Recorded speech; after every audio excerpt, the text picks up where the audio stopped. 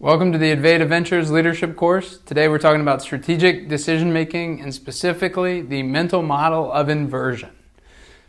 As leaders, we are trained and we are pretty good at setting goals and starting to figure out the steps that we need to take in order to achieve them.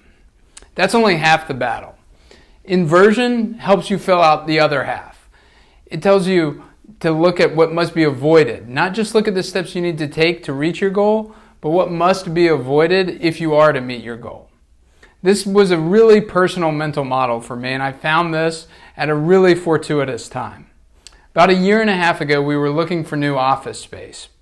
As a company, we had just kind of reached profitability. We weren't in a really short-term financial crunch, and we needed a new office. We were growing.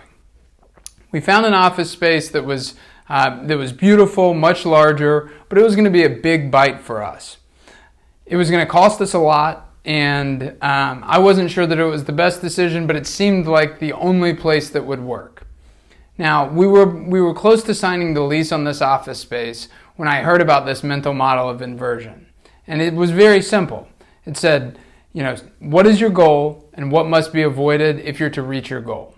For us, we wanted to be a sustainable company that does a lot of good in the world. And the biggest known obstacle for us was short-term financial viability. So instead of us, taking a really big bite of the apple and swinging for the fences and going for a new office space that we weren't sure we could afford, we decided to hunker down in our old space.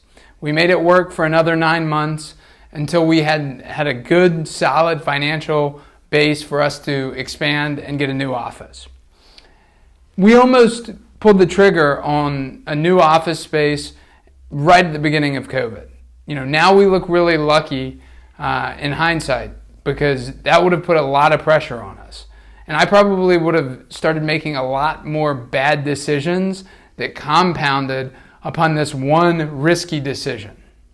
So it's not that we can't take risks, but it is important to know if you've set a goal, what are the things that you need to avoid? If you're trying to build healthier habits, what do you need to avoid stocking at home?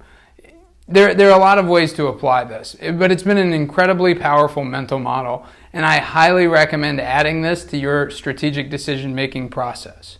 It's great to know the steps you need to take in order to reach your goal, but just as important, you need to know what you must avoid. Thanks a lot for tuning in. We'll see you tomorrow.